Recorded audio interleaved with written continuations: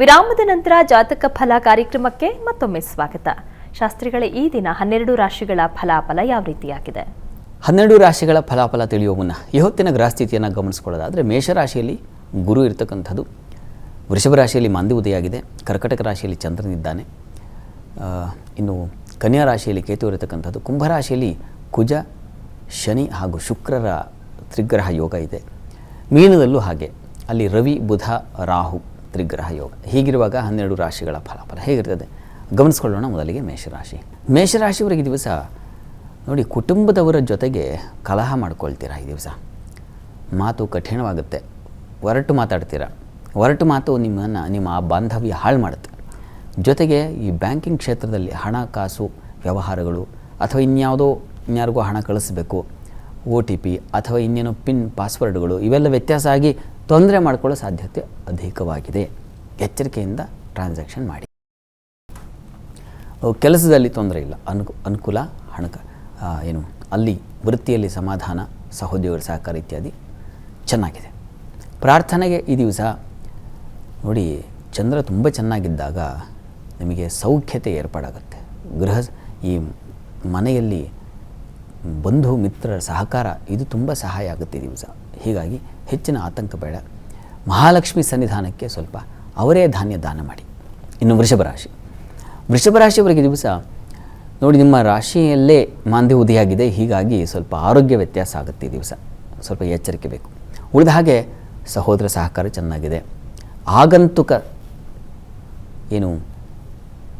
ಮಿತ್ರರು ಅಥವಾ ಇಷ್ಟವಾದವರು ಅವರು ಸಡನ್ನಾಗಿ ಬರ್ತಕ್ಕಂಥದ್ದು, ಅತಿಥಿ ಅಂತ ಕರೀತಾರೆ.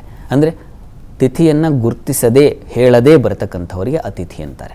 ಹಾಗೆ ಹೇಳಿದರೆ ಸಡನ್ನಾಗಿ ಬಂದುಬಿಡ್ತಕ್ಕಂಥದ್ದು, ಅದರಿಂದ ಸಂತೋಷವೇ ಆಗುತ್ತೆ ನಿಮಗೆ. ಮತ್ತು ಈ ದಿವಸ ವೃತ್ತಿಯಲ್ಲಿ ಅನುಕೂಲಕರ ಫಲ ಚೆನ್ನಾಗಿದೆ, ಕೆಲಸ ಸುಲಭವಾಗಿ ಸಾಗುತ್ತೆ, ಲಾಭವೂ ಇದೆ. ವಿದೇಶ ವಹಿವಾಟಿನ ಲಾಭ ಚೆನ್ನಾಗಿರ್ತದೆ. ಆರೋಗ್ಯದ ದೃಷ್ಟಿಯಿಂದ ದುರ್ಗಾ ಸನ್ನಿಧಾನದಲ್ಲಿ ಒಂದು ಅಭಿಷೇಕ ಮಾಡಿಸಿ, ತುಂಬ ಅನುಕೂಲ ಆಗುತ್ತೆ. ಇನ್ನು ಮಿಥುನ ರಾಶಿಯವರಿಗೆ ದಿವಸ ಅನ್ನ ಸಮೃದ್ಧಿ ಚೆನ್ನಾಗಿದೆ. ಒಡನಾಟ, ಕುಟುಂಬದವ್ರ ಜೊತೆಗೆ ತುಂಬ ಆತ್ಮೀಯ ಒಡನಾಟ ಇರ್ತದೆ. ಸ್ತ್ರೀಯರಿಗೆ ಹೆಚ್ಚಿನ ಬಲ ಇರ್ತದೆ ಈ ದಿವಸ. ಹಣಕಾಸು, ಮಾತು, ಬರವಣಿಗೆ ಇವುಗಳಲ್ಲಿ ಸಹಾಯ, ಸಹಕಾರ, ಪ್ರಶಂಸೆ ಚೆನ್ನಾಗಿದೆ ಈ ದಿವಸ.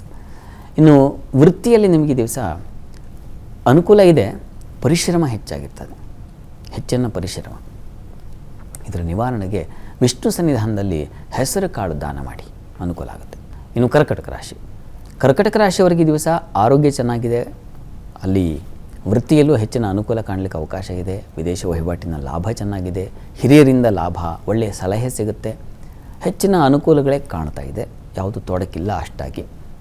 ಸ್ವಲ್ಪ ನೋಡಿ, ನಿಮ್ಮ ತೊಡಕು ನೋಡ್ಕೊಳ್ಬೇಕು ಅಂತಂದರೆ ವಸ್ತುತಃ ಈ ತೃತೀಯಾಧಿಪತಿ ವ್ಯಯಾಧಿಪತಿ ಆಗಿರ್ತಕ್ಕಂಥ ಬುಧನಿಗೆ ಬಲಹೀನತೆ ಇದೆಯಲ್ಲ, ಈ ಕಾರಣದಿಂದಾಗಿ ಸ್ವಲ್ಪ ಸಹೋದರಲ್ಲಿ ಭಿನ್ನಾಭಿಪ್ರಾಯ ಬರೋ ಸಾಧ್ಯತೆ ಇದೆ. ನರಸಿಂಹ ಪ್ರಾರ್ಥನೆ ಮಾಡಿಕೊಳ್ಳಿ.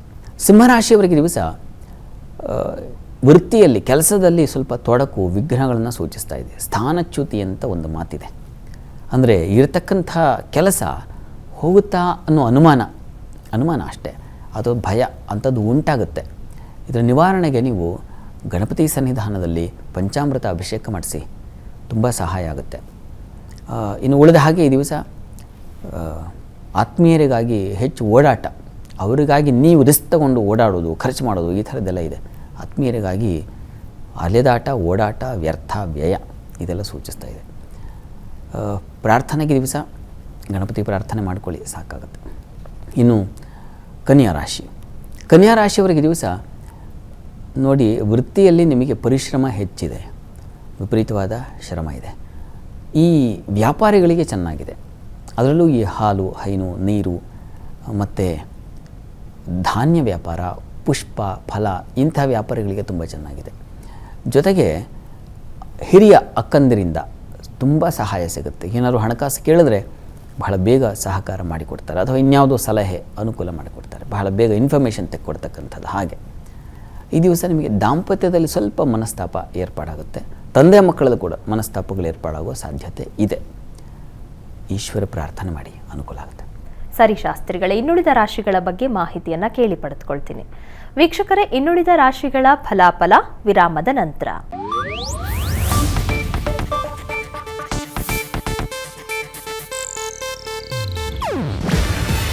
ಇದು ಏಷ್ಯಾನೆಟ್ ನ್ಯೂಸ್ ನೆಟ್ವರ್ಕ್ ಪ್ರಸ್ತುತಿ.